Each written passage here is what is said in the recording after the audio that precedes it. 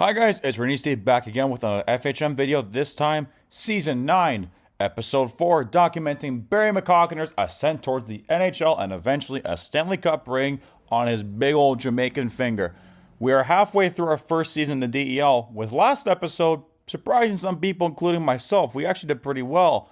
Can we carry this momentum into our next 13 games, the first of which is against Landshut? Let's find out. These are the lines, more or less the same stuff as before, very top heavy. We'll see if the depth can perform too. And we lose in OT, our first non-regulation loss of the season, but we still get a point out of it, which could prove to be crucial in the end. Next game up, we're playing against Bad Nauheim away. Same lines as before. And we lose this time 5-3, and they overtake us in the standings, knocking us off our pedestal at second. Maybe we should change the lines a bit. Next up, we are playing Ingolstadt away. These are the new looking lines. Grossigniev is on the first line left wing with Hebert and Campbell. Lowback has moved up. Eisenmenger has moved down. I don't know how I didn't read that name properly. Peterson's back on the second line. Miettinen is the third line. And I swapped Max and Schlosser on the first and second pair. And we get blanked. Karsten Campbell is hurt with an hyperextended knee, 2 to 3 weeks. This does mean we can call up Rowley though, so I'm not overly sour. All right, so these are the new look lines. Once again, Schutz is back. Signev on the first line didn't seem to work. We'll put him with Trey Peterson. Worst case, if it doesn't work, we'll put it back with Miettinen on the right. That seemed to work the first time. But hopefully just snap out of this losing skid. And we don't. We blew a 4-2 lead. Or 4-3 lead at the very worst. Yeah, 4-3. Next up, we're playing the Wild Wings at home. Can we finally get a win this episode?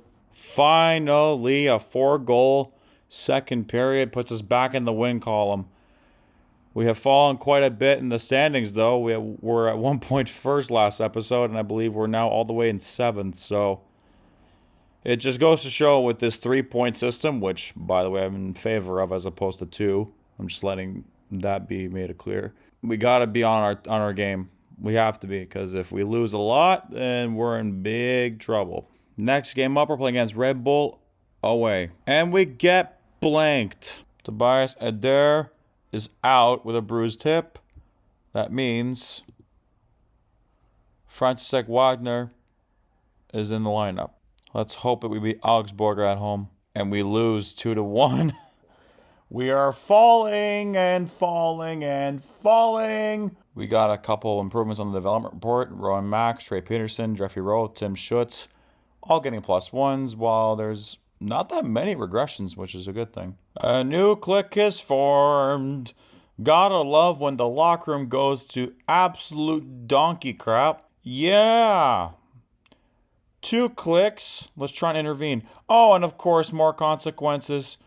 Of course. Let me guess. It backfired? Yep. Oh, okay. As an attempt to break down the clique. Yeah, we named the captain, by the way. That was just to try and get, some of the whole team harmony crap underway, just over with. But obviously, in real life, that's just something that you deal with in your own way. As a GM, I wouldn't know since, well, I've yet to work as a GM for a hockey team. Next up, we're playing against Krimichal. Holy Kentucky Fried Christmas. We won. We won a game. We're playing against Düsseldorf with 5 games left in the episode. Can we try and catch the momentum and climb up the standings once again? Nope. That's all I've got to say is nope. Next up, we're playing against Krefeld at home, one of the better teams in Germany this season. To get a win over them would be huge. We don't. And, yep, we're changing up the lines again. Now we're playing against the best team in Germany as of late. Bietigheim. That's probably the worst attempt I've had pronouncing that team's name, but honestly, we've been playing so bad that I don't have the energy to try and relearn that. Good to get a win against pretty much the best team in Germany right now, so I'm happy with this.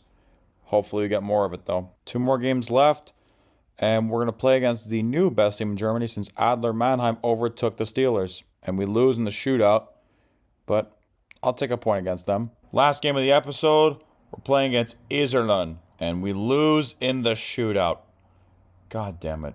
Well, Won't lie to you, this was a rough episode to watch. We haven't had a run of form this bad since our tank days, where our whole motto was Stinky for Polensky, who has since been overshadowed by a guy we traded a 15th rounder for, and some guy who was also picked in the top 3 along with him.